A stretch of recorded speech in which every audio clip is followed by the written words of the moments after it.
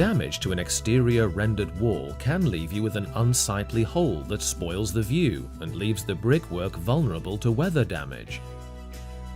Artex Easifix Exterior Render Repair Kit is ideal for repairing such damage.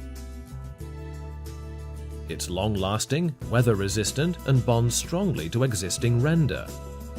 The kit is enough to fix a 400mm diameter hole at 20mm depth, and it comes with everything you need: 5 kilos of render, a filling knife, gloves, and a mixing tool and bucket so you can get started straight away.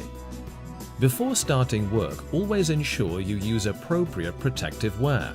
To prevent possible irritation to your skin, we recommend you use the supplied gloves. Here's a tip. For a more flawless application, we advise lightly chipping out the damaged area into a rectangular shape. Then remove any loose debris with a brush. It's worth putting masking tape around the edge of the repair area so you don't mark the existing render.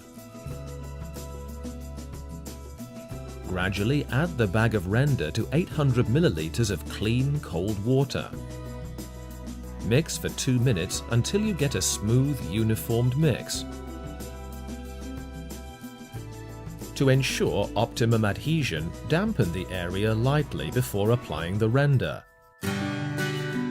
Use the filling knife or mixing tool to apply the render to the damaged area and fill out to the required depth, up to a maximum of 25 millimeters. Avoid feathering out too thinly around the edges. If a textured effect is required, use a coarse sponge on the render immediately after application. Gently push and pull away from the surface to create a stippled effect.